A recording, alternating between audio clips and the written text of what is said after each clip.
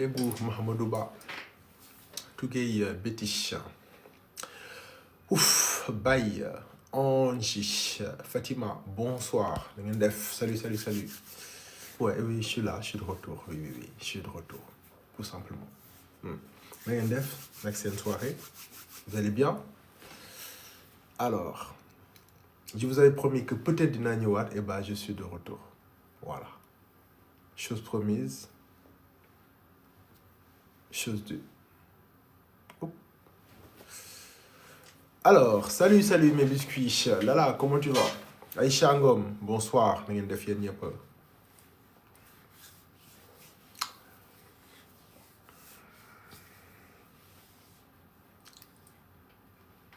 Allez, s'il vous plaît, on tapote, on sécurise le live, on partage. Merci beaucoup. Surtout tout de suite, tout, à fond, à fond, à fond. Allez, Matou, j'espère que Yang si diamant. Salut tout le monde. Anita, la diva, bonsoir, chocolat. Oui, bah, je suis là. Ma chère Anna, Fanny, je fais des lives. Hein. Mais oui, je fais des lives, mon amour. Mais c'est petit de... Oui, c'est vrai. J'ai envie de vous... Ouais, attends. Tellement adorable. D'accord. Ah. Bonsoir, rebonsoir, Khadija. Oui, je vais bien, alhamdoulilah. Salut, salam. Mia, je te vois, salut. Binta. Hop. Khadi, mën nga def numéro WhatsApp bi. Donc, du coup, nous avons voter ci numéro WhatsApp bi. Du coup, damay alterner. D'accord? Un peu WhatsApp bi, un peu... Attends. Ok, super. Un peu WhatsApp bi, un peu direct bi, d'accord? C'est bon? 77 389, non. 77 349 80 56. Voilà, 77 349 80 56. Voilà.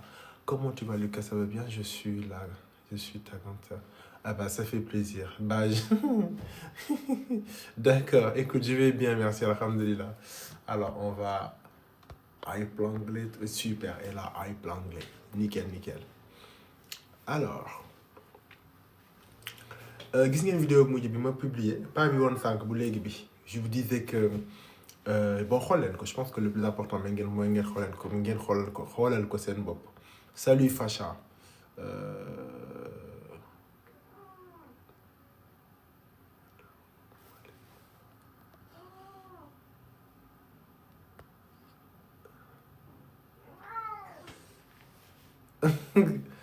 Alors au moins le combat, oui, bien sûr. Ah oui, je vois, d'accord, ok.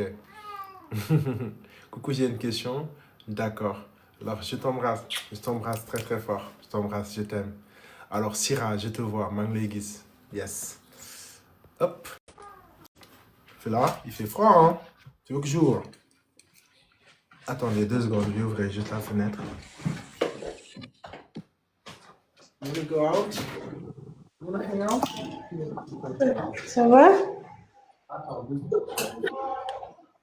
Hop. Ah. Oui, ça va et toi? Ah, c'est sombre là. Bon, c'est pas grave. Ça va?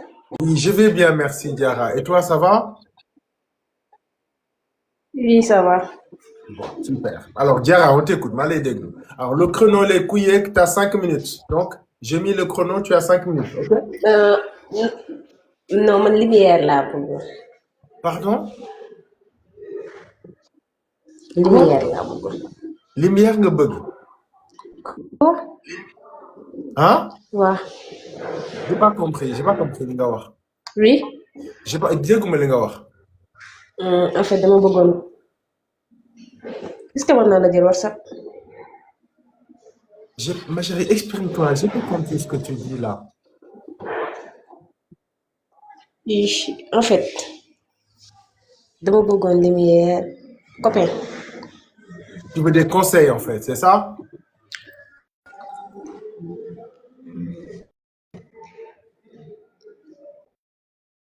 Allô?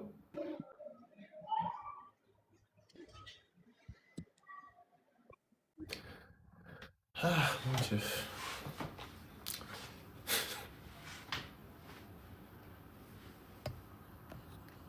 Ah, elle cherche un copain. Ah, kon excellent foofu.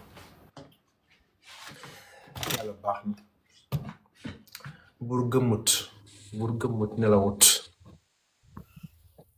allô Bonjour Claude. oui allô salut Ça va, comment vous allez? ça va et toi Je vais bien. bon super live bi olof la mën nga wax olof ma chérie D'accord. En fait man dafa am benn xale bu góor boo xamante ne damay déggante ak moom. ok Et maintenant je suis tombée sur son salon. ma chérie waxa olof s'il te plaît mooy gën a yomb ci yow je crois Kira Oui. est-ce que tu m'entends Waaw maa ngi lay dégg. alors les lives en français c'est tous les jours à 10h heure de Paris sur mon compte français Lucas-du-bas coach de vie tous les jours à 10h du matin sauf exception donc, connectez-vous mettez la notification dès que la cloche dès que le live a lieu bah vous recevez la notification sur votre téléphone d'accord je vous aime très très fort ouais Lucas ça va dama la soxla coach écoute tu mën nga yeeg nga wax ah mais vraiment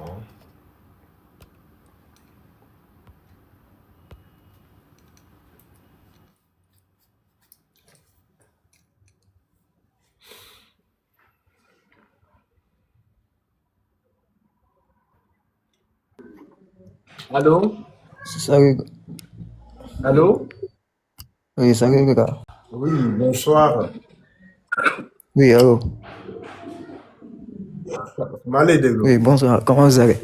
ça va alhamdoulilah Allô. Waaw, oui, non. ça va on est là alhamdoulilah mais parce que après nga xaw a bari Allô. ouais il y a beaucoup Oui, ça va. En fait, oui, maa ngi tudd Mohamed, mais en fait sama compte rakk laa yor quoi, mu ngi connecté woon. ok kon da ngay woote ci téléphone bi d'accord Ah? wooteel ci numéro bi wooteel ci WhatsApp bi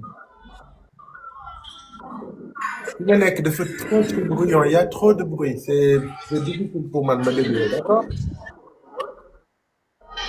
alors waxaleen moom Mohamed s'il vous plaît mu woote ci WhatsApp bi parce que Mohamed il est tout le temps là il est adorable na woote ci WhatsApp bi moo gën ok voilà merci beaucoup alors Teranga Vibe comment tu vas ma chérie ça va Ndeye maa ngi lay gis donc on hop woote leen ci WhatsApp bi je pense que ce sera plus simple hein. Je vous rappelle que juste lors du live si je suis en live et que je dis que mën ngeen woote ci WhatsApp bi mën ngeen ci woote mais une fois que nekkatuma ci live bi rek plus jamais ngeen di woote vous laissez un message juste un message pour prendre rendez-vous de coaching d'accord voilà merci beaucoup le numéro il sert que quand je suis en live mën ngeen woote su ma ko joxee autorisation en dehors du live c'est pour prendre des rendez-vous coaching c'est tout je traite pas les messages je réponds pas aux audios c'est vraiment un numéro totalement commercial d'accord voilà merci beaucoup allô Allô, oui tonton Lucas, oui bonjour tu vas bien? ça va et toi Alhamdulillah. super est-ce que vérifier nga sa abonnement que tu es bien abonné ci sama compte bi Bien sûr. ok bon d'accord très bien alors je t'écoute La fois passée, mosoon naa fi woote doon expliquer sama problème ak sama copain bi tout ça. ok Léegi.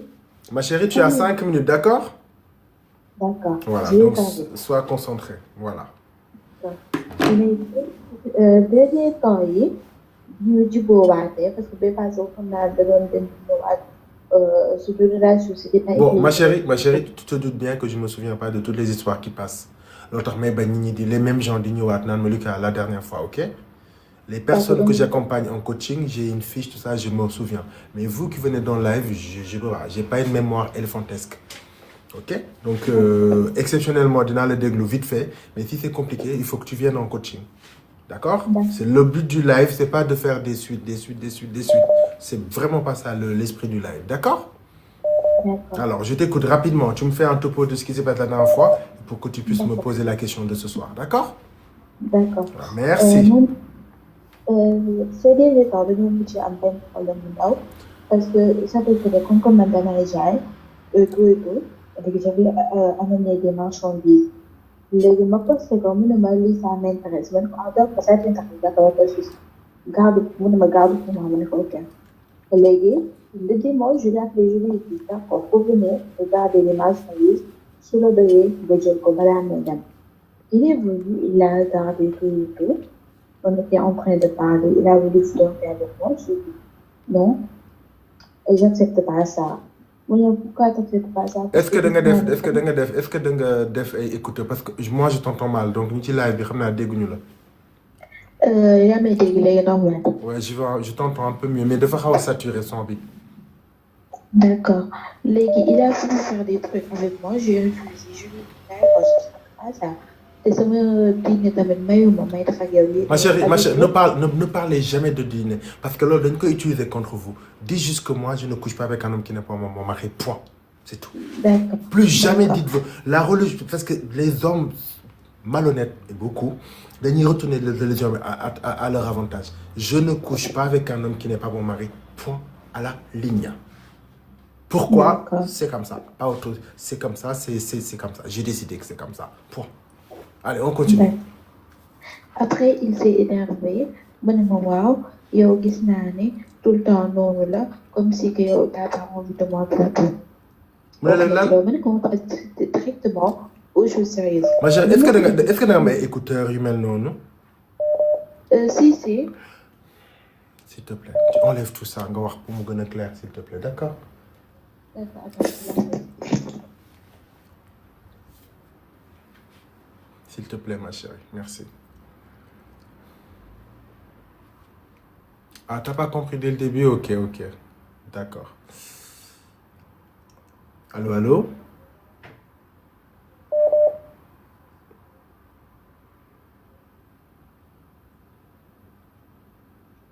Les biscuits, c'est pas un serveur vocal. Quand quelqu'un... Bon, bah, il est parti. Ah là là là là. S'il vous plaît, les biscuits, est-ce que vous pouvez partager? Vous tapoter. Bon, je vais prendre quelqu'un ici en attendant. On tapote, on partage, s'il vous plaît. OK?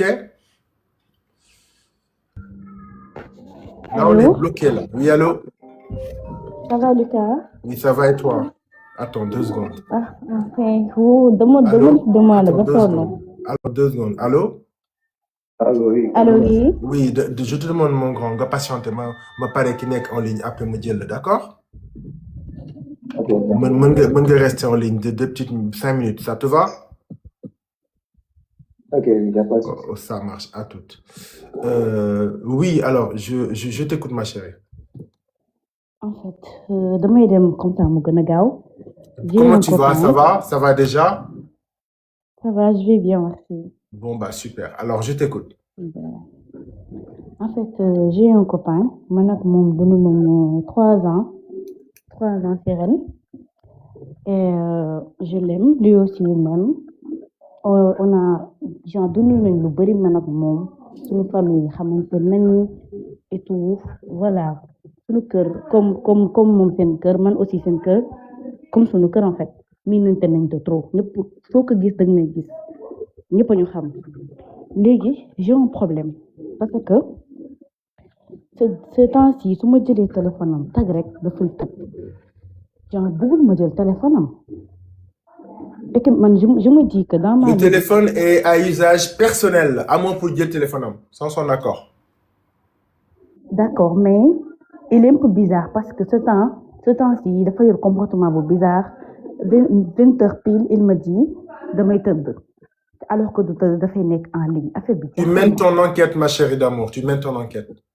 C'est ça ma def vu que man moom dañoo soriante laaj naa ko à chaque fois day mer. ma chérie jigéen nga soo rëbbee rek di nga doo sooy d'accord mène ton enquête avec finesse d'accord mais bu nekk di jël téléphone.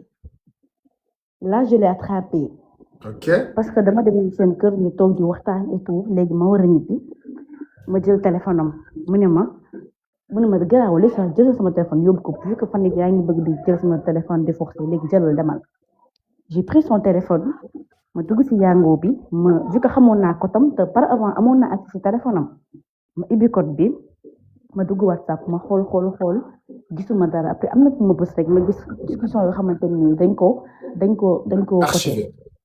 oui pas archivé mais dañ koo coté Ah, genre dañ ko verrouillé voilà ok. léegi ma dugg ci discussion yi ma ibbi ko jëkk woon xam naa ko tam bien sûr ibbi discussion yi ma gis ñaari contact benn contact bi benn exam la benn exam boo xamante ne dama ko yàgg tere pour lui dire je veux pas que tu gardes parce que maanaam moom dañoo wax lu leer kenn amul droit garder sa numéro ex ma dugg j'ai vu rien de grave mais l'autre contact c'est avec une fille genre on dirait que ñaar genre ay sexe friend lañ et cette fille là je la connais genre cette fille là xam naa ko parce que cette fille dafa am doom te moom mu ngi ko présente pour me dire kii sama xarit la ma ne ko bëgguma ngay am ay xarit yu jigéen parce que man damaa fiir man ma dinaa ko bàyyi bloqué naa ko léegi le pourquoi moom mu jël numéro xale bu jigéen bi ba di ko côté parce que y a un problème ma dugg jiitu ñu nga ñëw te waxtaan boo xamante ne nii Les biscuits, s'il vous plaît, 2 secondes. On tapote, sinon je suis obligé de me couper les commentaires pour nous sécuriser, s'il vous plaît. Là, on est en retard sur la sécurisation. On tapote, on partage. Voilà, s'il vous plaît. Et non, n'oublie pas le cœur du jour. Merci beaucoup. Merci. C'est pour ça que je peux arrêter les commentaires. Sinon, je suis obligé de me couper l'aile. Parce qu'on est très en retard là. Merci beaucoup. Donc, cette fille, sex friendam là. Ensuite. léegi ma dugg ma gis ñu ne ñi avant tey sticker yoo xamante ne nii man mi nga xamante ni dund naa moom 3 ans sax amul fitu envoyé ma genre sticker yu Mais c'est normal, faire ko. ok léegi ma ñëw ma dugg seen ay message vocal j'ai entendu mu naan xale bu jigéen bi là pour ma word card bi dama bëgg gis sa awra Ok. et lui dit genre fotol ma ko dama ko nam j'ai envie de le voir Ok. moo xale bu jigéen ñi wax mooy ki am doom ji mooy waajur bi. voilà waajur bu jigéen bi nga xam ne dafa am doom mooy waajur bi. non genre xale bu mais kooku jigéen kooku waajur la laa bëgg a wax borom doom la. oui waajur la genre waajur bu jigéen bi d'accord ensuite. waaw am na doom maintenant ñu nekk di wax ay wax yi bu koy wax ay wax yi ñaaw man sa loolu yëpp métti parce que je vais me dire que man maa vérifié téléphone bi et waruma woon def loolu ba si gis lu ma métti mais tu sais ce qui est choquant dans tout ça il me dit mais sama xarit la man moom dañ ko sekk moo tax genre le fait que moom conscient wul que ce qu'il a fait c'est mal genre ce qu'il a fait c'est pas du respect pour moi c'est pas du respect parce que non c'est pas du respect pour lui. oui ba tey mais genre ça me fait mal le fait que moom li mu def noonu def ko dara exemple moom comme si que il s'en fout. C'est normal parce que il est comme ça ce sont ses valeurs noonu la mel. Il me dit oui maa la tooñ baal ma je lui dis non je peux pas laisser ça passer mu ne ok kon reste dans ton coin dañ toog seen kër comme si que deful dara ba pare nee na moom moo am fitu mer. ma chérie. oui. yaa ngi acharné wu de. yaa ngi dépassé les bornes de yaa ngi salit de. da nga nekk koo xam ne du sa nawle mais yaa ngi xataraay pour nekk ak moom c'est ça le problème. ku jigéen kookee moom mooy nawleem. waajur boobu naan ko yónnee ma sa nangam taal kooku moom mooy nawleem. yow da nga war a wut koo xam ne yéen a bokk valeur yéen a bokk gis-gis. tu n'as pas à te battre pour qu'un homme jël tëj tubayam tu ne peux pas faire ça.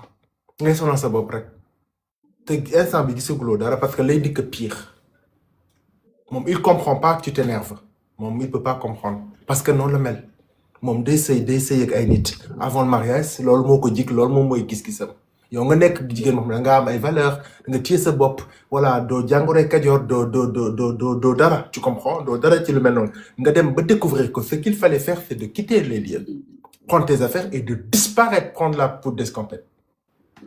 mais naan ko tere naa leen amoo pour tere ay jigéen góor t'as pas war a fay fii ak foofu góor dem bay vérifier téléphone am dem ba naan ko dama la tere ay ji parce que dama fiir t'as pas faire ça instant bi dafa mel ni da nga wàcc ci arène bi di bëreeg mbaam yi kon boo taqee ban normal ok voilà donc man ce que je te conseille dans ce genre de situation vous avez remarqué ces jours-ci loolu rek laay wax ngeen xam seen bopp da nga nekk góor découvrir nga kii moom day ne ci mbenn di wëndaalu di tëdd ak ay jigéen nangam nga xam ni kii bokkul nit da ngay dem en fait da ngay dem tu prends tes affaires et tu quittes Parce que c'est ça qui crée l'électrochoc. Tu peux pas parler. Je ne te dis rien. Qu'est-ce que c'est que je te dis rien? Tu vois, tu as je te bloque. Je disparais de ta vie. C'est ça qui fait que les personnes comme ça puissent comprendre. Là, mon nom, là, mon nom. Fait que nous dit combat, dit tu rejoins le cercle de tous ces millions de femmes. Ñi toroxal ñuy xeex naan dañuy xeex pour ñu téye leen. C'est pareil, hein? Il y a des hommes dañuy tomber seen jabar leen def naka ñu toog di ko muñ. Chacun doit connaître ses limites. D'accord? Bu ñu freiner, bu ñu marcher de ses limites, tu dois partir, tu dois quitter. C'est pas ton mari, sa far kese la. Bu sa jëkkër. Bu sa jëkkër, sa far la. Far dañ koy tànn. Ok? Lan moo tax ñuy génn ak nit pour nga xam jikko ni est-ce que méngoo ngeen yow déjà yaa ngi nekk mi lay trompé def naka sunu wala nga nar a image nga nar a sëy ak moom lan nga fay fekk ci sëy ba mais dañ lay toroxal ku début ci ba ngoon daf lay trompé ku début ci ba ngoon te tu pourras pas parce que di nga fa wasaniti fa donc da nga fay toog amee fa goût etc. S'il vous plaît tais-toi écoute-moi ma chérie d'amour quand je prends la parole ayez la décence de m'écouter su ma demee ba pare ba giifal ah vous prenez la parole derrière sinon on est deux on parle comme de sauvages enfin moi je suis pas sauvage et toi non plus donc on s'écoute d'accord moi mon cœur merci donc dem nga ba gis loo xam ne neexu la da ngay tu recules c'est tout tu recules da nga naan lii duma ko laal lii ça ne m'arrange pas loolu mooy dignité loolu mooy jigéen ju am fayda loolu mooy fayda en fait fayda c'est pas defante de t'as tombé nga ci góor muy def naka so ngay xas ko jigéen que pas du tout tout à l'heure ma laan waajur ba c'est juste pour rigoler mais t'as pas à donner ton avis ñoom ñaar ñoo yam valeur dañuy tëddante avant mariage seen jikko la loolu moo leen jig nga leen fa ñukk ni wàllu jàmbur nga dem sa yoon mais c'est tout lu metti tu verras tu vas moins souffrir boo tànnee sa bopp xaar ko lu méngoog yow nga nekk ak moom que nga nekk di xataraay pour góor goo xam te ni saa yi bu ko mayee dafay toroxal parce que ki lay trompé da lay toroxal en fait voilà c'est tout je n'en rajouterai pas un mot de plus parce que je n'ai rien d'autre à dire à part quitte prends tes affaires et dégage. C'est déjà fait. yow du dootul yàq moom nekkatul tey parce que tey da ngaa découvrir trompé na la ak ñeneen ña yaa ngi doog a découvrir kii rek borom nday doom ji c'est pas la première hein c'est pas la ci trompé la dëkk tey ji bu fekkoon saa yi bu la trompé sa béjjën yi jug kon instant bi am nga béjjën yu tooy ne Tour Eiffel kon ma chérie sans blague prends tes affaires et dégage et trouve quelqu'un d'autre au moins qui te respecte koo xamante ni il est heureux d'être avec toi xam na da ngaa fiir mais il va jouer avec toi pour rigoler parce que ku la bëgg foog mu tooñ la mais jamais mu tekki ñooram di sàññ ndiggam ci beneen jigéen parce que balaa càkkalool mu rey boppam tellement daf la respecter choisissez des hommes qui vous aiment et qui vous respectent voilà c'est tout ce que j'ai envie de te dire. Merci beaucoup. Prends soin de toi bon courage j'ai confiance en toi et ne me déçois pas s'il te plaît. waa ji on le dégage ci mbalit ma la jëm nga bàyyi ko ak kooku noonu de borom doom ji yàlla leen yàlla boole ñu sëy mu ngi noonu daal ok merci ma chérie bon courage. Alors je pense que nous avons celui qui était en ligne allô oui attends oui j'ai pas mis le son oui allô.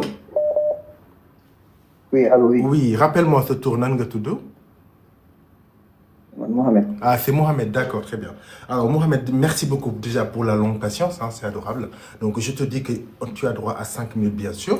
Légui nak, je t'écoute. C'est à ton tour, mal aidé. Ok. Bon, dama amoon benn petit problème Oui, je t'écoute. Bon, dama amoon sama benn copine, quoi. Moom ñu ngi bëgg a yàgg presque on a fait 6 mois. D'accord. Bon mais dañuy nekk di am ay petits détails ay petits problèmes. Ok. waaw problème bi nag moom mooy de son côté moom day bëgg maanaam ay affaire de fayantoo quoi. Ok. mooy maanaam des fois su may woowee ma toog on l'accepte ça de répondre ma ko. su ma ko woowee genre même su fekkee ni elle ne fait rien sax daf may ne may ma tuuti je fais ceci wala je fais cela après mun na toog ba benn certain moment du ma def si affaire yooyu ba mu neex ko mu may doo def si yaa ngi comprendre. Des fois il fait des comportements yoo xam ne même si que moom bëgg na ma moom je sais que ni bëgg na ma mais day def ay comportements xale yoo xam ne des fois Après, ça me pousse à Elle a quel décourager, âge? quoi. Elle a quel âge? Je pense qu'elle a, ouais, elle a 20 ans. Yow nag tu as quel âge? Man, am na 22 ans. Ok, ah oui, vous avez à peu près le même âge, d'accord. Donc mon dafa am ay comportement immature quoi. Voilà, exactement. Ok, d'accord. Exactement. Ok. C'est ça. Des fois, day def ay affaires yoo xam ne des fois damay pousser que ma xaw a découragé pour laisser tout tomber, quoi. Léegi ma Lan moo la bëggoon naa lan moo la ko. firndeel ni qu'est-ce qui te fait croire qu'elle t'aime?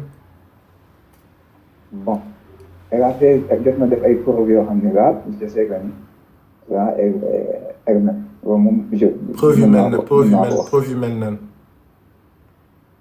Bon, elle s'est sacrifiée sur beaucoup de choses à cause de moi parce que boo xoolee man ak moom actuellement instant yi nekk ñu ci même région bi. Yow yaa ngi fan moom mi ngi fan? Moom actuellement moom mu ngi Saint-Louis, man maa ngi Mbour, mais presque chaque un mois dañuy gisante parce que day ñëw fii nii. Ok, léegi na fan ngeen xamante? moom Mbour la dëkk mais genre Mbour lañ xamante.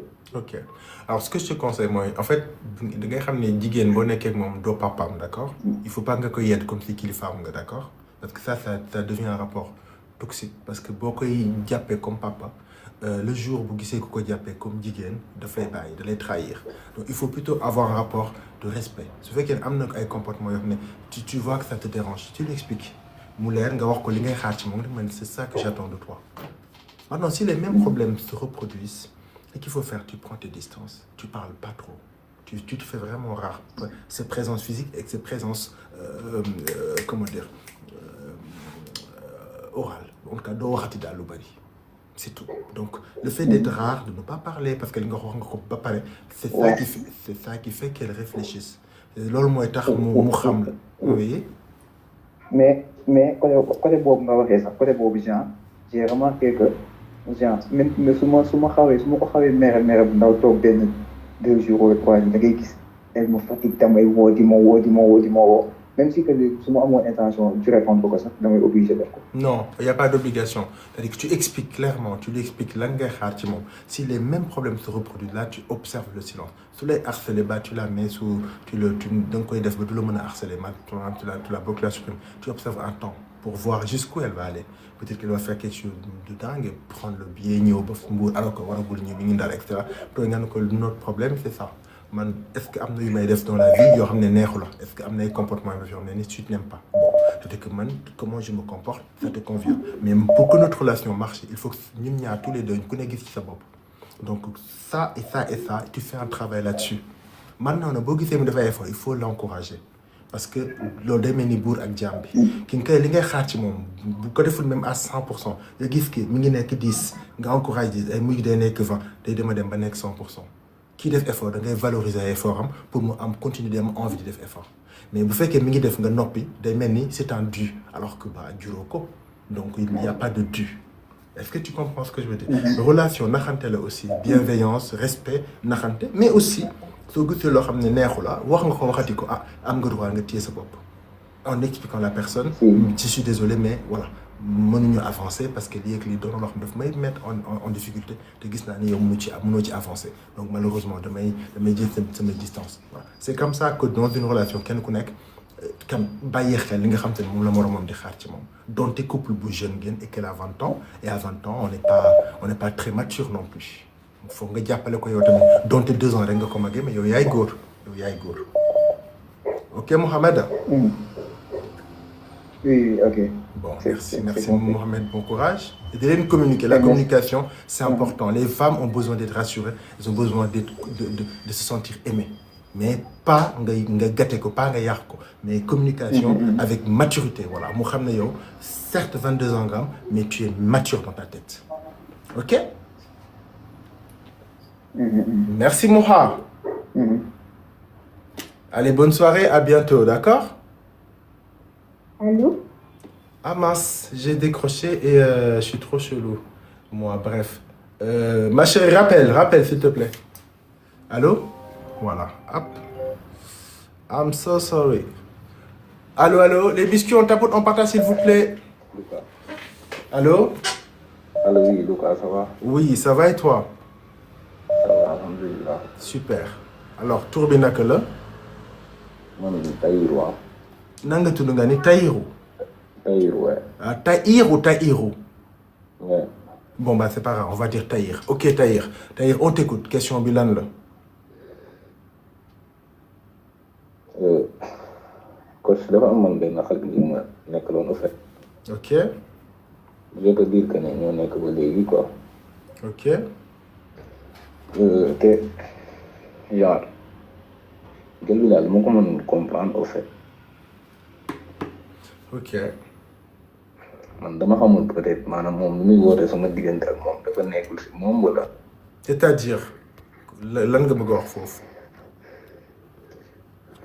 genre man genre dafay def ba may xaw a paniquer quoi vu que c'est la première fois. Alors attends Tahirou par exemple là écoute c'est pas évident de nga ñëw wax ci mbooloo mais là tu es avec moi d'accord donc ouais, moi je suis là pour t'aider je suis pas là pour te faire des difficultés d'accord et puis ñu ci live bi aussi dañ lay déglu parce que peut-être que dañu am même problème que yow courage bi nga am di poser question dañ ciy profiter tamit pour trouver ay solutions donc on est une famille tout va très bien ici personne ne va te juger ok. Oui, c'est vrai. Voilà, super. Alors, du coup, si on récapitule. Problème bi mooy xale bu jigéen bi parfois day may comportement yu muy def yow tu comprends pas. Oui, c'est ça en fait. Ça fait combien de temps ngeen nekk ensemble? Alors, un peu que tu te présentes, comme ça on te visualise un peu. Tu as quel âge Tahirou? 25 ans. D'accord. Tahirou moom man ñaata âge la moom? Troisième lay def. Ok, très bien. Troisième est de bon, donc elle a 15 ans peut-être. Troisième, on a 14 ans ou 15 ans, hein. Normalement, sauf si elle a redoublé chaque fois. Bon. Je pense vu que d'habitude, il y a 18 ans, là, il y a def. Et là, il m'a dit troisième, quand moi, troisième, 18 ans, moi, il y a redoublé 3 fois. On passe le bac à 18 ans. On passe le bac à 18 ans. Mais troisième, c'est 15 ans. Ok. Ok. Mais peut-être ci àll yi ci dëkk yu sori xam ne ñoo dañuy jàng alxuraan ba pare tu vois jàng togg jàng liggéey doog a dugg école ñu duggee ko am nañ 12 ans ñooñu mais sinon dans le monde moderne et tout en troisième ma nièce elle est en troisième elle va avoir 15 ans voilà bon bref c'est pas grave léegi yéen ñaar yéen a nekk ensemble léegi yow lan moo la métti ci moom dëggantaan concrètement lan moo la nakari ci moom.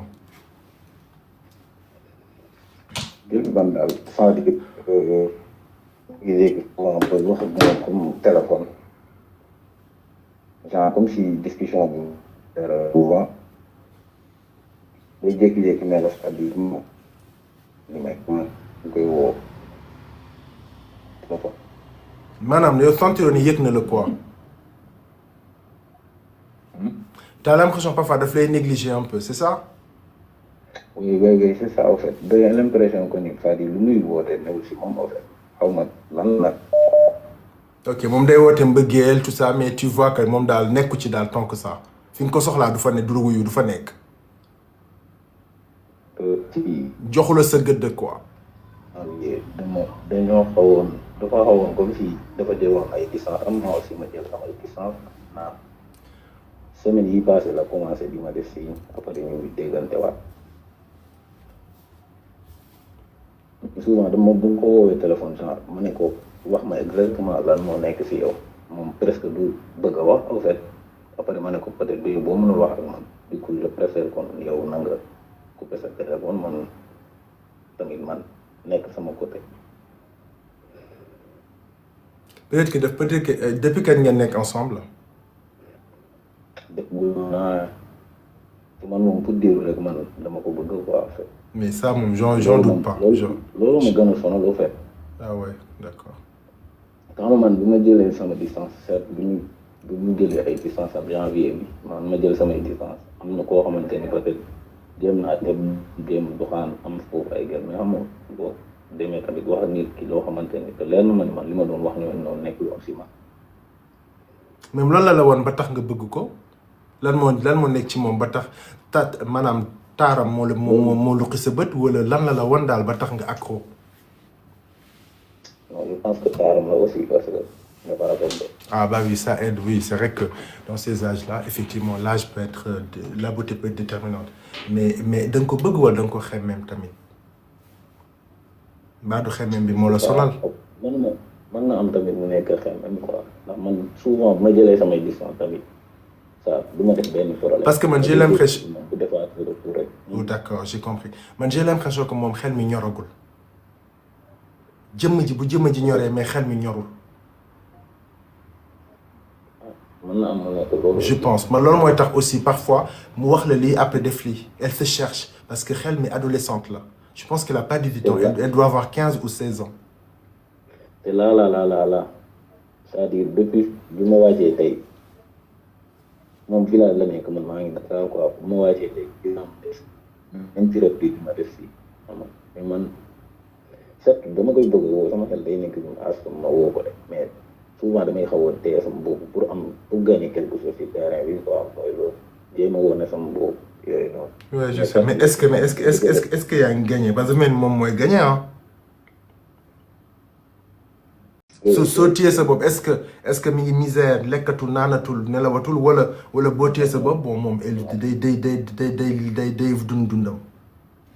non moom day waaw su ma ko xaar depuis mois de janvier bi ma jékki-jékki moom dafa jékki-jékki rek après ma changé numéro après bu jékki-jékki waat xam nga ma koy woo ci numéro man ma ko jot moom mu même pour numéro bu bees daf ma si ne ma xaw ma téléphone moo yàqu woon depuis le mois de janvier ba léegi nii. mu door ma defaat si ne ma téléphone am dafa yàqu woon te man tamit bu ñu jëlee distance am changé numéro man tamit je ne cherche pas à ce que ma am numéro am quoi. Tahirou maanaam boo gee dégg max lan la y a deux choses elle est pas très amoureuse elle se cherche parce que du yow rek yaa gën a c'est-à-dire que dafay day expérimenter góor ñu bëri pour xool moom fan la taaram toll fan la góor ñu toll ci moom elle est en train de jouer parce que c'est une adolescente mineure. day jouer ak samay sentiment quoi peut-être man xam nga man tamit man du ma tricher en fait man bu limité man bu ma nekkee ak nit man je préfère surtout ki ma bëgg dama la koy wax. Oui, je suis d'accord mais moom imagine moom elle est pas prête imagine moom elle est pas sérieuse imagine moom xelu xale la yor day fo elle est dans un âge où parce que à 25 ans il y a des hommes qui sont sérieux dañuy dugg ci relation ay 1 an 2 ans ñu marié il y a des hommes qui se marient à 25 ans 26 ans 27 ans ça existe. yooyu c'est vrai moi je suis villageois quoi. ah oui genre séeréer la en fait man sama village gars yi foofu noonu samay am na ñoo xamante man maa leen mag je peux dire que ne am nañ ay soxna sax. Bah oui je sais donc parce que bu njëkk ba noonu la woon il fait que ville yi moo yàq nit ñi mais nit ñi xam ne ñoo garder seen tradition góor bu amee 25 ans am na góor ñoo am nañu liggéey déjà wala am nañu liggéey am nañ seen tool am nañ seen jabar voilà d'accord si tu séeréer aussi c'est comme ça mais moom tam séeréer la comme yow. waaw séeréer la comme man quoi. sa mbokk la. mbokk la waaw. sa mbokk la ok d'accord. yaayam aussi am na sama relation ak moom te yaayam moom nee na bu mu waxee ak yaayam relation nee na yaayam da ko ne woon ko papam ku baax la. est-ce que yaay ji est-ce que du purux. ah. parfois yaay ji mën a nekk purux de gëm loola dara ci mbooloo mi bu nekkee doom ji ni ko kii de musal ma ci. genre moom moo confié aussi man wax ma loolu noonu. oui mais yaay ji mën naa doon purux mais yaa di purux am nay purux. donc reste vigilant parce que yaay ji mën na laa woñ ba ñuy weex su jàkkaarloo doom ji ni ko kii de yorul lekkul naanul musal ma ci kii moom mukk ci àddina voilà da nga téye sa bopp ci mais bu ñëw ne yow de kii de moom doom dafa baax parce que mère yi parfois dañuy jouer double rôle c'est vrai hein mère yi parfois dañuy donc moom faut se méfier parfois ay saay-saay lay donc concrètement ce que je donne comme conseil mooy wax ko li nga xam ne moo nekk ci yow montre-lui que tu l'aimes mais donne-lui le temps nga góorgóorlu toi faut pas que tu sois triste parce que jigéen moo mel noonu bu sentir sa point faible rek dootoo ko intéressé ti pas nga wane ko ni que da nga fuuy tout ça mais tu montres que tu es stable quoi je t'aime je suis prêt à tout mais attention dama soxla sa amour bu mat sëkk su matulee c'est pas grave du ma la mere mais damay avancer en fait voilà cet homme-là qui est sûr de lui qui est bien dans sa tête qui est bien dans sa vie que muy villageois ou pas sécurité émotionnelle moom dafay dalal xelam maanaam dafay dem ba da ngay mel ni comme genre référent am nga bu xalaat fukki góor ak juróom-ñeent mais mënulaa fàtte parce que yow li nga def ci moom moo dëgër donc il faut nga koy woo stabilité di ko woo di waxtaan ak moom bu ko topp ci ay kalajam tu restes stable su ko gisee nga toog mu toog nga koy xool tu vois di wax ak moom mu sentir ne yow da nga gëm li ngay wax tu es stable saa yi bu la gisee gis nañ yaa ngi gën a avancé tolloo fa nga tolloo woon daaw tu comprends tout le temps elle voit de l'évolution tu vas aussi yaa ngi def du sport yaa ngi gën a musclé parce que c'est à l'âge il faut avoir un corps magnifique même si elle est belle il faut que tu sois beau aussi tu te séeréer nga aussi attention si les Sérères ont les plus beaux corps du Sénégal donc tu fais du sport tu manges bien tu fais attention tu brosses tes dents pour pas nga am kari ay bëñ yu wadd yooyu noonu attention parce que les filles dañuy xool loolu dañuy xool say loxo est-ce que loxo yu ñaaw nga am est-ce que tànk yu ñaaw nga am est-ce que tu as des dents bizarres les filles elles sont trop sensibles à ça est-ce que tu sens bon est-ce que tu sens bon donc tout ça da nga ko war a gérer bu ko fee bu nekkee ak yow une fois qu'elle est assise à côté de toi bah en fait elle perd la tête elle se dit oh là là mais c'est incroyable cet homme non seulement il est stable il est bien dans sa tête dafa set dafa gëm boppam dafa nangoo liggéey il avance dans sa vie kii su ma rëccee mais sama àddina rëcc ma mais nag autre chose renseigne-toi ci âge bi est-ce que 16 ans la am est-ce que 18 ans la am soo amee 18 ans d'accord bu amee 17 ans nga tegg sa tànk un petit peu ba mu am majorité parce que la minorité toi t'as 25 ans moom bu nekkee mineur on ne sait jamais àdduna wóorul faut faire parce que les lois les juges au Sénégal sont devenus très très difficiles très durs au niveau de la minorité parce que am na ñu ciy ñaf kaso instant bi donc fais attention là-dessus balaa mu lay taqal wala mu lay jiiñe di lay indil ay problème parce que actuellement dafa am ay juges Sénégal yu jigéen yu bëri dañoo ñëw nag nee na pour régler dëkk bi nee nañ góor ñi saaxee jigéen ñëpp dañ leen di ñaf ci kaso bi. en tout cas man moom rek laa bëgg quoi. je sais mon grand. ça ba jël samay distance am nañu ñu ko am bu ñoom accepté ma sama genre accepté ma li ma leen wax mais dama jékki-jékki rek bosser quoi. mais il faut pas ngay obsédé wu. comme si moom moo posé loolu. mais il faut pas ngay obsédé wu c'est-à-dire que loo ko bëgg si tu vois comment dafay tardé loo teel sa xol nga ne nag écoute je l'aime mais elle est pas la seule femme au monde d'accord fi nga dëkk y a des femmes qui sont belles. su fekkee séeréer nga bëgg dëggantaan jaay seen village y a des filles qui sont magnifiques voilà donc da nga koy bëgg mais bu fàtte tam ni da nga war a am jom bi mooy moom su bëggul di la tardeloo da nga koy muñ nga avancer. ok attention parce que am na jigéen ñoom boo demee ba bëggatoo leen ñoom ci la ñuy doog ci la seen bëggeel doog a yeewu ok merci beaucoup mon grand bon courage et puis bul baisser les bras tu continues nga bàyyi xel ci li ma la wax aussi attention d'accord. D'accord. Et puis tu me tiens au courant su amélioré nga ñëwaat ci live bi nga tu me tiens au courant. Ok, merci à toi bon courage bonne soirée allô.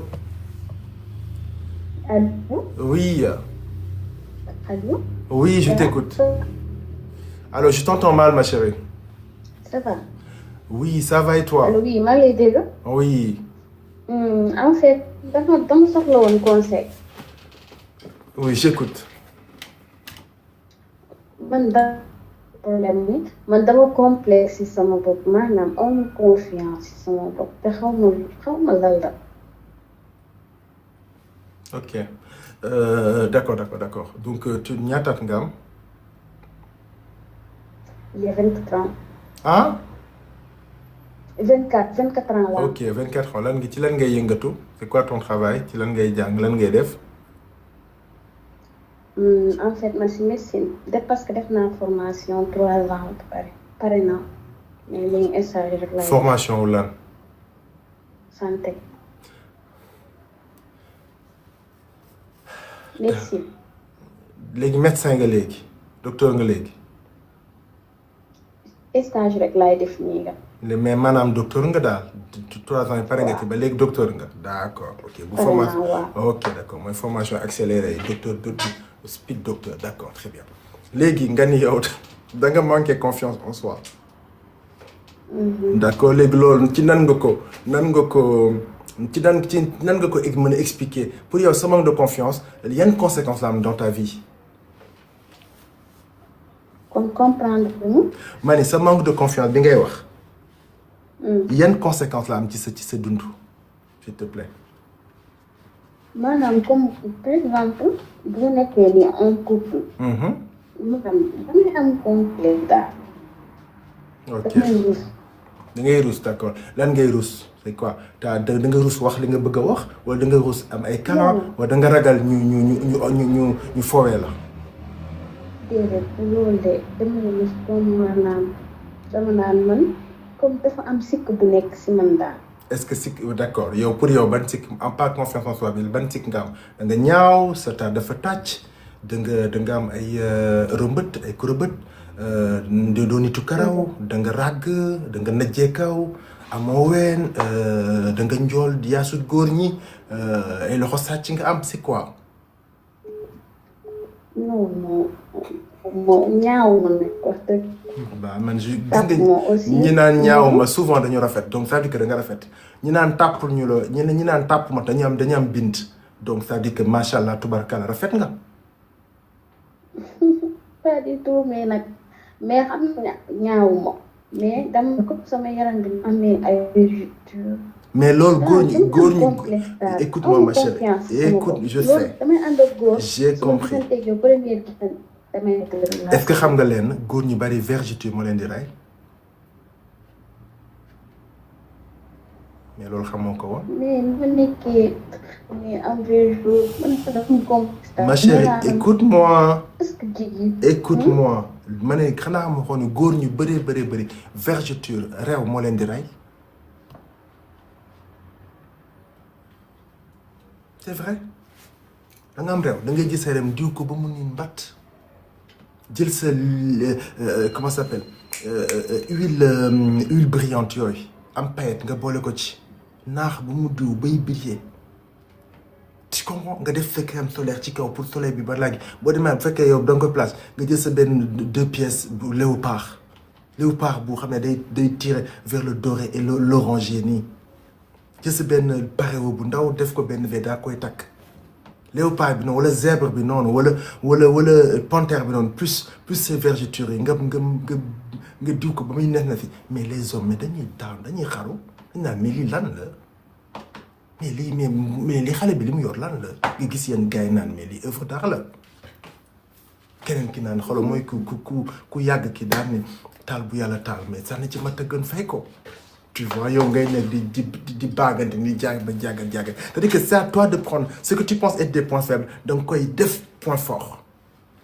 c'est vrai li nga xam te ni yow loolu mooy sa comme da ngay ne écoute bés ni ki tey gis nga man mii nan nga tudd ma chérie pardon Sadia déjà attends Sadia da nga ko inventé wala sa tur la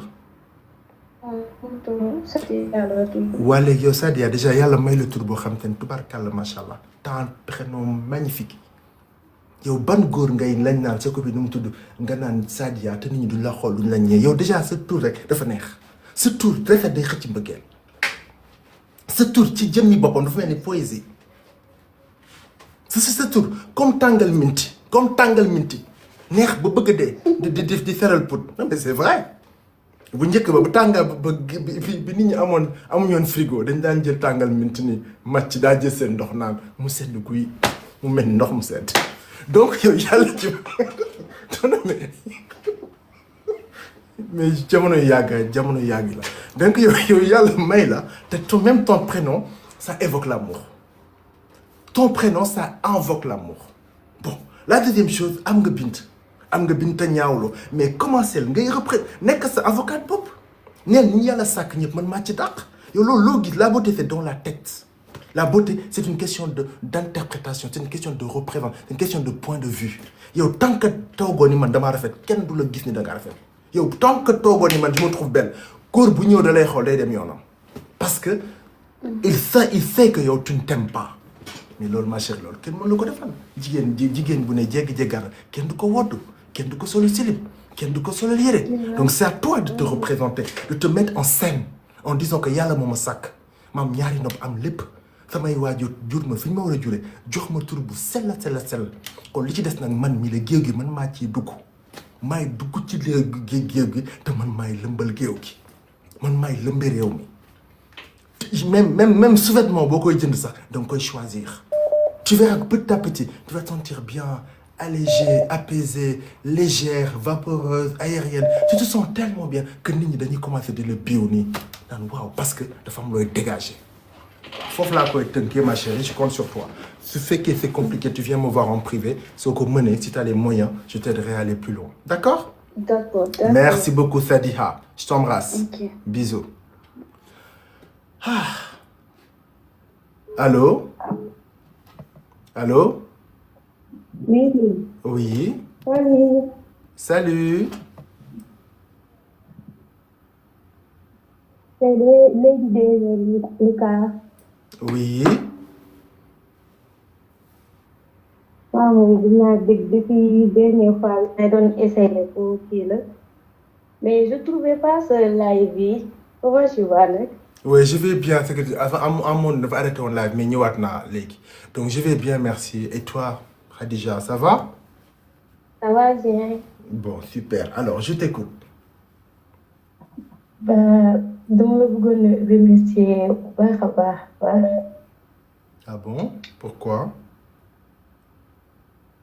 muy waxtaan nga waxtaan ak man fii mu jour boobu noonu. Ok. Conseil yi ma jox ak bu ma ñëwee ngeen ma dalee seen communauté bi et tout. Je t'en prie, c'est normal. et que seen waxtaan sa waxtaan bu keroog benn man sax na ma voilà instant bi même si que ba tey am na yu bëri des mais maa ngi am relation maa ngi ko mais déjà trouvé naa benn liggéey. Wow, félicitations. Ah, tu as trouvé un boulot, ah, machallah. Fan nga liggéey léegi? waaw et que maa ngi continuer sama formation bi et maa ngi def stage tamit. Wow, félicitations. Ouais. Wow, machallah. Bah, je tenais à te remercier maa ngi lay ñaanal bu baax a baax a baax. Mais je t'en prie. yoon bi mu wan ni nga xamante ni jox ma confiance bu xamante ni tax na da tey ma xaw a wóoluwaat sama bopp même si que lu bëri des na war naa travail yu bëri.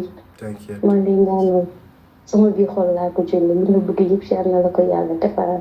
yal na la yàlla sàmm aar la fii aar la àllaaxira. yal na la yàlla yokk sutura. fii yokk la ko sutura fee te yàlla na yéex. yàlla gën a yokk seen lumière. yàlla jàppale la di gën di ñu jàppale incha allah. Merci beaucoup, merci, c'est très touchant. Merci, merci beaucoup ma chérie, ça me touche. Merci beaucoup. Je suis contente pas pour la bundik ba nu ma doon waxee tout mais maintenant je communique maa ngi kii c'est que ça déstresse beaucoup mais ça va venir parce que tu viens de loin aussi. Tu viens de loin, tu as fait beaucoup de progrès, tu as fait des jéego considérables mais li ci des mi ngi ñëw. Au début, regarde tout ce que tu as fait. Am nga stage, am nga liggéey, yaa ngi ubbeeku ci nit ñi. Mais tu sais qu'il y a des gens qui me payent des mois de coaching pour def ne serait-ce que la moitié bi nga def. Donc, sois heureuse, sois fière de toi. Et le reste, tu verras, ça va être une suite logique. Ça va venir petit à petit. D'accord? Oui. Et maa ngi économiser pour ñëw def coaching en personne. Je t'en prie. Prends le temps. Sauf pareil, tu me fais signe, Lady. D'accord? Inch'Allah. Merci, Khadija Diallo. Je t'embrasse très fort. Bisous. Okay, merci beaucoup. Ciao. Elle est trop mignonne. Elle est trop mignonne. Bon, je vais un peu me consacrer aussi sur vous parce que si vous me dites appel téléphone, de me couper, de me voir quoi, alors que j'aime bien vous voir. Bon, alors, on fait une petite pause, d'accord? Ouf, parce que j'enchaîne trop les appels et on peut, voilà. Bon, je vais. Ah, merci ma chérie, t'es un amour. On fait un peu une petite pause parce que je suis un peu. Je voudrais quand même un peu échanger avec vous ici. Ah, ouais, alors, qu'elle accepte les droits. Merci. Merci, t'es un amour. Allô? Oui, bonsoir, Lucas. Oui, bonsoir. Ça va? Ça va. Et toi? Ça va bien. Bon, super. Je t'appelle par rapport à une situation. J'ai deux questions. Ok. Le plus, c'est par rapport à mes études. Là, je suis un peu stressée. Ok. Tu es stressée par rapport à quoi? Par rapport à tout. Mes études. Là, je suis en licence. Ok. Et l'année prochaine, je ne sais pas si je vais avoir un master ou pas. Et pourquoi dans un master? Je ne sais pas. Est-ce que tu travailles bien comme il faut? Oui, puis je fais ce que je peux. Là, je n'ai pas encore mes notes. Il n'y a pas de secret, il n'y a pas de secret. C'est sur sélection de dossier, c'est sur les notes. Tu te donnes les moyens. Tu ne doutes pas de toi. Si tu penses, donc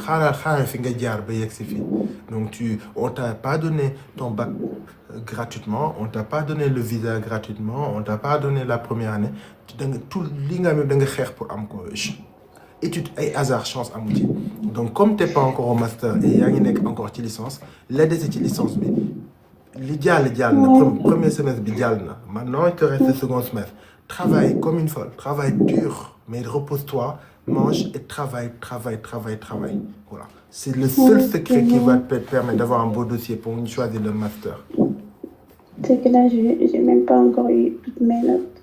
Parce que puisque je suis en alternance, je vais avoir mes notes côté juin-juillet. Donc, j'ai pas rempli les dossiers comme il faut. Et je dois écrire 2 dossiers, projet et mémoire. Et je sais même pas si je vais valider ma licence. En fait, je suis archi stressée par toute cette situation. Et en plus, l'année prochaine, puisque je vais changer de parcours, je vais chercher un master en RH. Du coup, je sais même pas si j'aurai tout ça. En fait, ça me traumatise. Là, tu es licence lan nga nekk? Je suis en licence chef de projet touristique. Tu sais, vous gagnez en France, vous gagnez en France. Choisissez vraiment vos filières d'études. Parce qu'il y a une filière en général étranger, c'est très rare. Soyez très... Depuis le Sénégal, on a préparé. Il y a des boulots, quand tu es étrangère, c'est difficile quand tu n'as pas la nationalité française.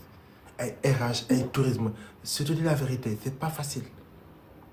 C'est pas simple, hein. En France, en général, c'est les filières de commerce, par exemple, finance, économie, finance surtout, informatique, voilà, restauration, construction. Il y a une étranger en général. Mais comme tout, si tu es excellent, tu as des chances, forcément. Donc, les notes, tu ne tu ne sais pas. Mais il ne faut pas attendre de voir les notes pour ajuster. Non, considère que deuxième semestre, premier mois, deuxième semestre. Donc, concentre-toi à fond. Voilà, ce qui est fait est déjà fait. Maintenant, comment être choisi dis-toi que pour que je puisse être choisi en master, qu'est-ce qu'il me faut là, maintenant, dans la situation, là. Les résultats sont tombés, j'ai eu 2 placements de contrat et les autres, j'ai pas encore eu de réponse. Est-ce que tu sais qu'il y a d'autres étudiants qui sont dans la même situation que toi? Oui. Et ça a toujours été comme ça depuis le début des études. Donc, c'est une situation qui est classique. Pour toi, tu as l'impression que c'est la fin du monde, mais c'est classique. C'est classique, tu n'es pas en danger, tu ne vas pas mourir, on ne va pas te renvoyer au Sénégal, et puis ce n'est pas la fin. Donc, recentre-toi, va faire du sport, fais de la marche japonaise, voilà, pendant 30 minutes, tous les jours, tous les matins, tu te lèves des lobes. Il ne faut pas te coucher à 3 h du matin. Tu te couches hyper tôt tu te lèves hyper tôt, tu fais la marche japonaise, tu fais 3 minutes, tellement rapide que tu marches tellement vite. Je te dis des choses qui sont importantes, ok? Peut-être que tu ne sais pas, mais c'est important. D'accord? Tu fais 3 minutes de marche hyper rapide, au point que tu ne peux pas entendre une conversation, rapide. Et après, alterner que 3 minutes, tu marches lentement. Tu le fais pendant 3 minutes, 30 minutes. Tu fais tes étirements, c'est suffit.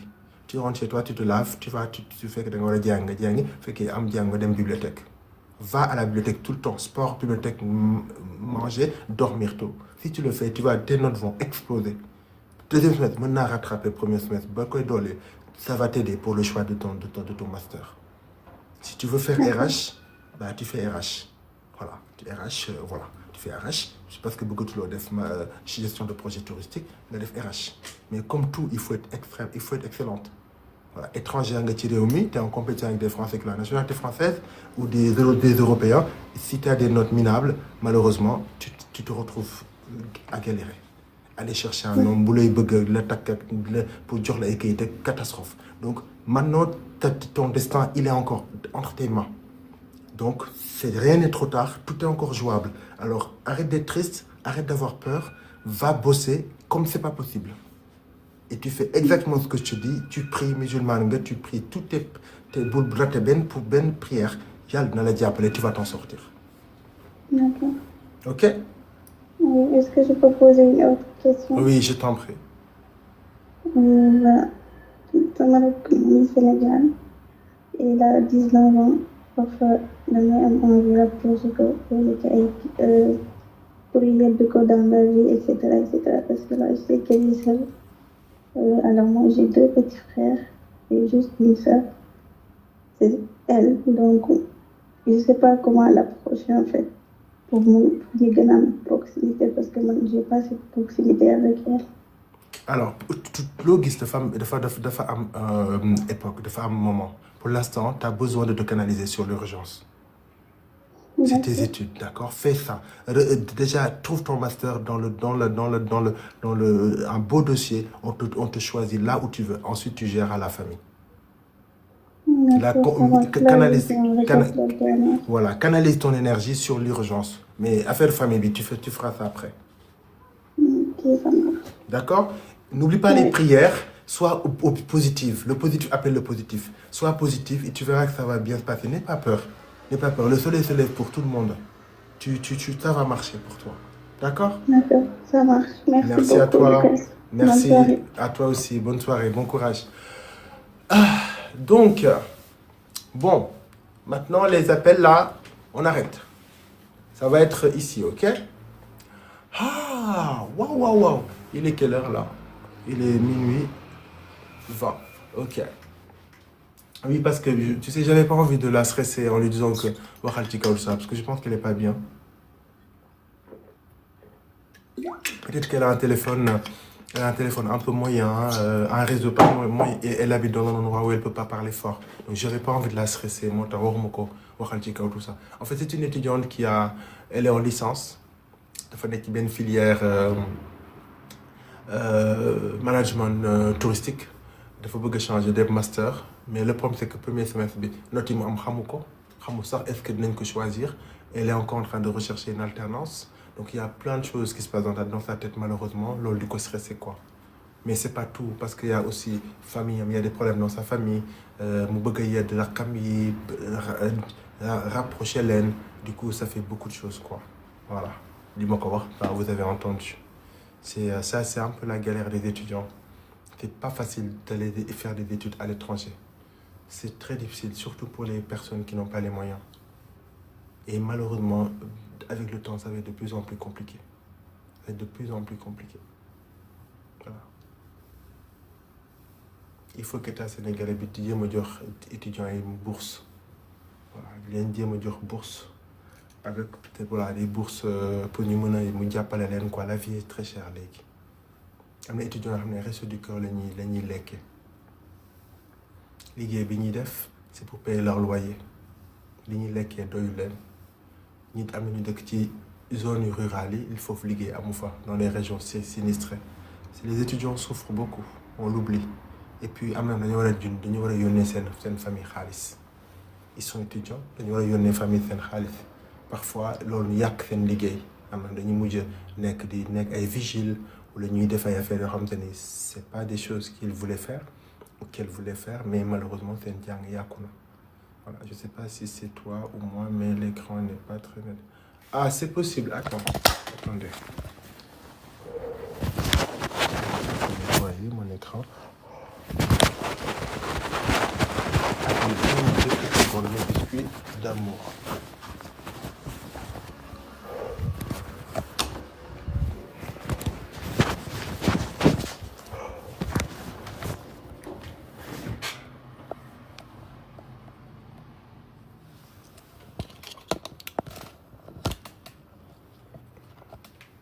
Est-ce que là ça va mieux ou c'est toujours pas net? C'est un iPhone 17 Pro Max. Normalement,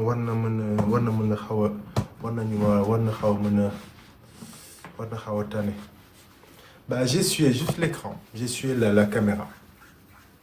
C'est la luminosité. La lumière, elle n'est pas hyper top. C'est un peu loin, moi. Attendez, je vais régler ça tout de suite.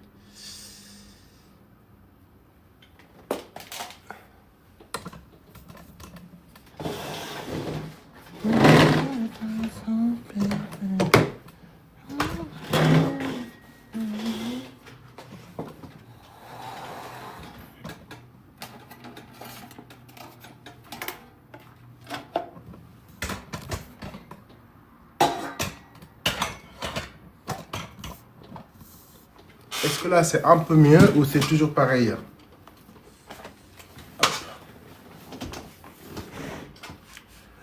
Ouais. Je vais peut-être... Ok.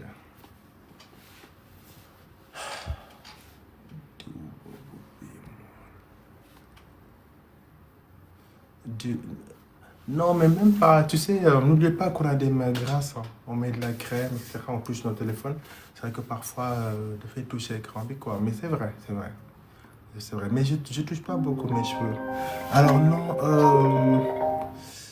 ouais. Hop.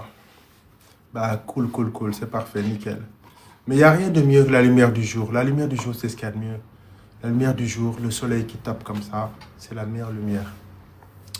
Voilà, bah allez, on s'abonne, on partage, on sécurise. Merci beaucoup. Et même poser poser des questions aussi dans les commentaires, je vais répondre.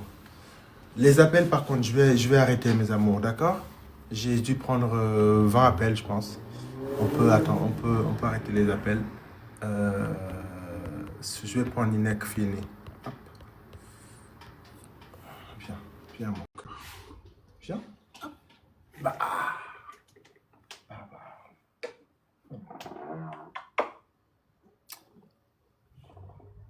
Tu te couches pas? Je me sens prêt. Aïe. Non.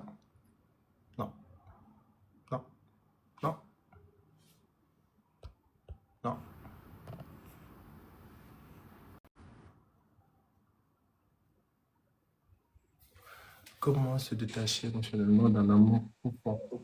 Salam coach, comment savoir si cet homme est le bon? Ça va, coach? Oui. Tu es là, Nick? Oui, ça va, alhamdoulilah. Et toi? Ça va, je vais bien. Super. Man am problème bi ma amoon moom laa bëgg a partager ak yow dam lay suivre gis ngay conseil gars yi ma ne attends pourquoi pas ma ñëw ma xool li mu mën ci man. wax ji rëy na de. Non, du pas sens bi nga ko jëlee maanaam conseil yi nga ma mën a jox. Non, mais oui, j'ai compris, mais c'est un peu trop. D'accord. J'ai juste des questions à poser. T'inquiète pas, je vais faire ce que je peux. Alors, je t'écoute, ma chérie. Bon, dama kii di nit ñi nga xamante ne bëri naa ay gars yi may nekkal genre ay xarit daal bëgguma kenn ku ma ci mere ba à chaque fois kii bu wootee ma def tout même bu ma amulee temps ma bëgg a def tout pour teew foofu noonu kii aussi pareil mais ñeneen dañ may ci bëgg a jàppal en ñi mer gauche ñi di mer droite genre dama dem ba sonn ci loolu ma ne lii mënul continuer bañ ko ma mere ba di nekk fii nii di def di kenn xamut. J'ai rien compris. C'est-à-dire que da nga fay xay parfois dafa am ñuy jaloux parce que li nga defal ñenn ñi, c'est ça? waa ok mais ça c'est pas su ma toogee ak ñee bëgg cee mer genre affaire yi noonu di ci gis seen bopp mais munoo satisfaire ñëpp nag bëgg nekk fee en même temps partout. Bon, ma chérie, tu donnes ce que tu peux. Hein. Les autres, ay magum jëm la ñoom ñu ñeex xale te juróo de. Fais ce que tu peux. Def le mën wax le mën ba tëdd nelaw. Tu fais vraiment ce que tu peux, ce qui vient de ton cœur. ñoom nag ils se gèrent. Suñu meree, c'est leur problème. Bu ñu merul, c'est leur problème. Tu fais ce qui te plaît. Tu ne peux pas, tu n'es que responsable ressources humaines de la masse. Ok? Voilà. Peut-être que c'est toi, quelque part, tu aimes trop plaire. Voilà. Tu existes à travers le fait que les gens te valident. D'accord? Donc, c'est ça qui crée ce côté toxique. Du coup, quelqu'un connecte a l'impression que tu crées une relation, de excuser, de exceptionnel. Non. T'es leur ami, t'es pas leur mère, t'es pas Jésus, t'es juste un être humain normal. Tu donnes ce que tu peux dans la mesure du possible. Et puis c'est tout, quoi. Donc, t'es même pas au courant. Les gens n'ont qu'à gérer. Deuxième point bi mooy dama nekk ak sama partenaire après même su nekkee ci téléphone am bi bu amee beneen message damay foog ni copie yeneen exam yi ñoo koy woo genre affaire yi noonu piqué benn crise de jalousie chaque fois mi may jéem a montré que ni du lii affaire yi noonu mais loolu mënul denc man ba tey chaque fois bu ma gisee message ma mer bu génnee toog lu yàgg woote wala ma foog ni mu ngi ci lu ko neex looloo si nee na wax na ma ba sonn que li nga foog affaire yooyu noonu. C'est-à-dire que waa ji day jékki-jékki il disparaît c'est ça. non des fois dafay liggéey bi moo koy téye day nekk ci liggéey bi mais man moom comme que dama am temps un peu de temps su ma toogee nii bëgg nekk dama accro ci téléphone daal su ma toogee dama koy bëgg a dégg affaire yooyu noonu léegi moom bu occupé ma xalaat man ma foog ni mu ngi ci leneen. Qu'est-ce que tu fais dans la vie? man mi bon daam fi ma doon liggéey mais actuellement bàyyi naa nekkatuma di liggéey maa ngi gaale instant mi ni defuma dara. ok en fait oisiveté bi maanaam jot bi moom moo tax moom mooy quelque part mooy tax ne réclame bi loo xam ne daf lay occupé d'accord parce que loolu au final da ngay dem ba da nga koy mujjee soof parce que tu lui réclames du temps tu lui réclames de l'attention alors que loolu c'est pas de l'amour amour dañ lay jox alors que laa jox sax parce que nit ki dafa am envie qualifié voilà donc je pense qu'aujourd'hui tu es un peu tu t'ennuies on y boobu moo xawee ni comme une espèce de petite dépression voilà jéem a canaliser énergie bi nga jéem a wut liggéey ay occupation quoi. D'accord. L'archi Sénégal bi ngeen def da leen bokk ci association mais d'association ça aide bokk ci association pour rendre service c'est quelque chose qui te passionne quand tu t'en libre def du sport wut liggéey créer sa benn business à côté etc.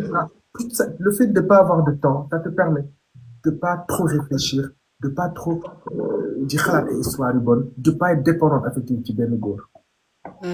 parce que waa ji pourquoi amul parce que day liggéey ba amoon jot kay kon xam nga doo nekk topp ci ginnaaw au contraire bah donc essaie de t'occuper ça va t'aider d'accord. Merci beaucoup Viviane. Ouais.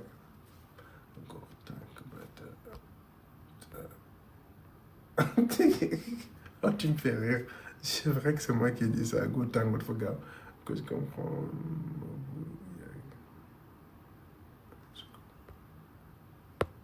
Ouais. Et puis parfois certaines femmes sont dépendants affectifs parce que dañu joxe seen bopp. Jigéen bu demee ba tëdd góor ndax daf ko bëgg waa ji aussi mën boppam mën ko teem ça crée aussi une dépendance affective bah oui une dépendance physique une dépendance sexuelle bah oui il y a ça aussi góor bi daf ni ma tàmbalee boppam noonu lay tàmbalee jëmmam nga dem ba nopp ko di ko imaginer comme jëkkër bah oui quand tu en manques tu penses à lui. Mais comme moom xam na ne am nga addiction ci moom am accro nga ci moom bah qu'est-ce qui se passe bah il prend ses distances moom bu la soxlaa rek la lay woo sauf que jamono bi nga ko soxlaa amul jot maa ngi liggéey maa ngi sama business maa ngi sama affaire faut pas croire que les hommes dañuy xalaat sexe tout le temps pas du tout parfois ils pensent juste à leur travail parfois seen liggéey rek la ñuy xalaat ak nu ñuy amee xaalis pour mën a avancer donc mental boobu da ngeen ko ram yéen tam jigéen di liggéey nekk seen ay projet nekk seen ay leen jëmle loo kanam leen avancer loo en fait le temps qui reste c'est du temps pour l'amour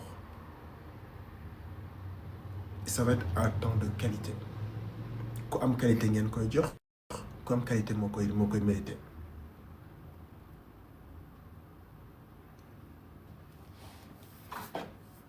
bah oui jigéen bu demee bay tëdd c'est très grave parce que tëdd dafa am énergie kon doo tëdd ak n'importe qui am na ñoo xam ne booy tëdd ak ñoom di sànku dootoo da ngay tàkkali ko ak sa sako depuis nga tëdd ak ñoom tu as remarqué que amatoo jàmm relation boo ñoom déjà dem nañ seen yoon parfois ñu bàyyi la doom wala ñu dem relation boo dugg dafay toxique day chaotique relation boo dugg dafay chaotique.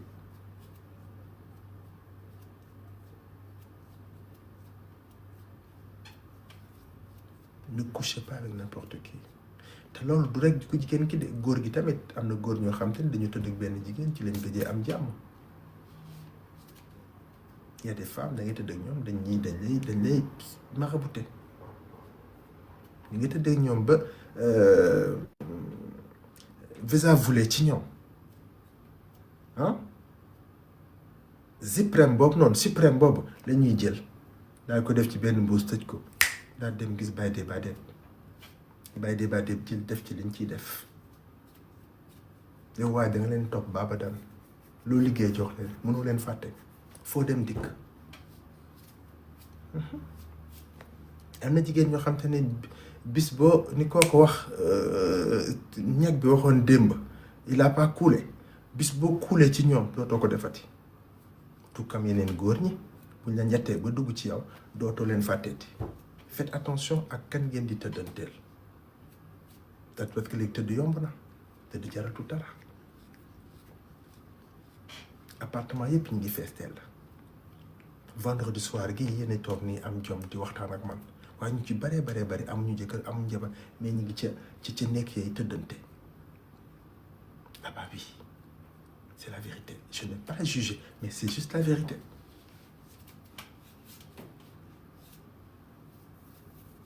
li nga xam ne yàlla moo ko sàkk bu ay nit di ci jur ay doom mënul nekk lu banal de ku ko bëgg a banal moom li nga musiba naaru laay oui parce que yàlla loolu la boole pour askan bi di soqeeku kon loolu kenn mënu ko bazaaxte kenn mënu ko banaliser ah je suis désolé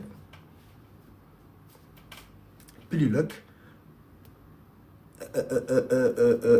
préservatif ñoo ca yam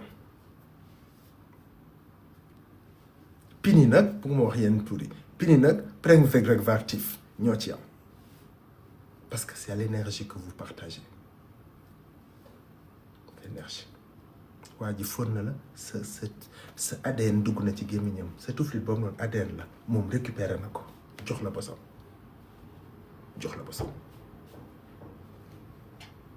jël na loxoom am fu mu ko dugal génne daal di sax ci gémmiñam màcc daal di mu jël génn loxoom dugal ko sa gémmiñ ñi di ko bës sa gémmiñ ngay maraalu noonu ni caatu gaynde c'est vrai jël loxoom dugal ko sa kanam gi xëcc daal di mar tout ça c'est pas pour rien hein? C'est pas parce que c'est fait exprès jëlee sa loxo sàññal ma ko ci kanam gi na seen bët ñett nga bàyyi ba mu tooy nga jël ñaf sa géem gi wax liñ ci wax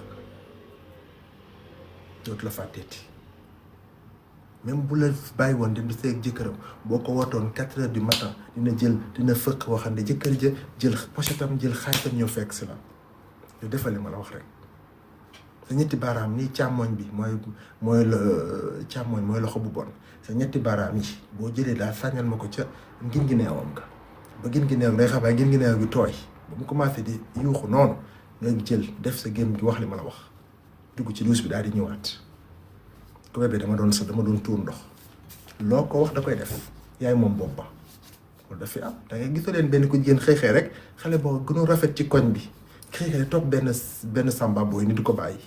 Vous pensez que c'est naturel? C'est pas du tout naturel. C'est pas du tout naturel. Donc tout ça li koy indi mooy tëdd bu gaaw 1 2 3 rek nga joxe sa bopp. Quand vous sortez en boîte de nuit, ne buvez rien du tout.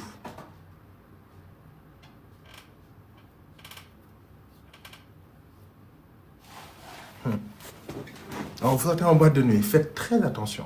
Boîte de nuit boo jëlee ngeen ñëw toog noonu jël benn comme naka laa koy waxee sax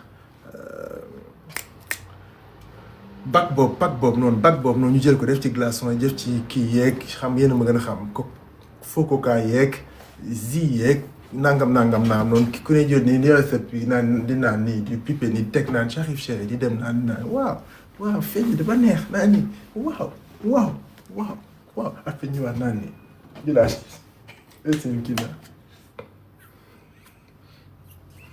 bébé teel ma Cherif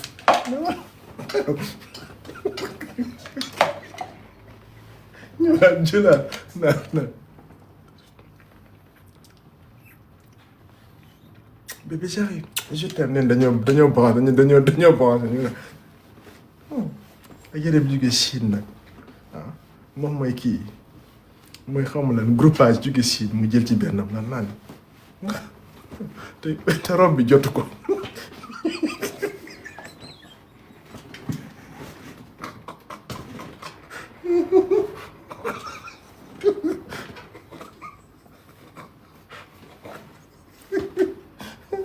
Ah là là, j'en ai marre, j'arrête. Moi, je me fais rire en tout cas. J'arrête, Lucas, j'étais tout enfermé parce qu'il a tout le temps. Chine. Ah là là. Bon, bref, voilà. Je vous ai dit quelque chose de très grave. Bon, j'ai fini en humour pour que vous rigoliez, mais voilà, faites très attention. Soyez paranoïaque. Faites attention. Faites juste attention. Parce que les gamins ne veulent pas. Les gens sont prêts à tout. Voilà. Donc, be careful. Lucas, j'ai des doutes envers mon... Voilà, parce qu'il est tout le temps... Au téléphone, il me rassure. Coach, tu le vois. Quoi, avec ton copain ou avec ton mari? Tu nous fais marrer aussi. Bah, non. Coach, merci beaucoup. Merci. Eh, mes biscuits, je vais devoir vous laisser, d'accord? N'oubliez pas que j'ai un live de demain à 10h. Et sinon, je vais annuler, ok? Donc, merci beaucoup. Hein. J'ai passé un bon moment avec vous. J'espère qu'il y a une tamite. On se rejoint demain, Inch'Allah. Prenez bien soin de vous. Et sur le coaching, vous m'écrivez sur Insta, Lucas-Coach. Mais sur mon WhatsApp, WhatsApp directement. Ce sera plus simple, ok? Merci beaucoup. Prenez soin de vous.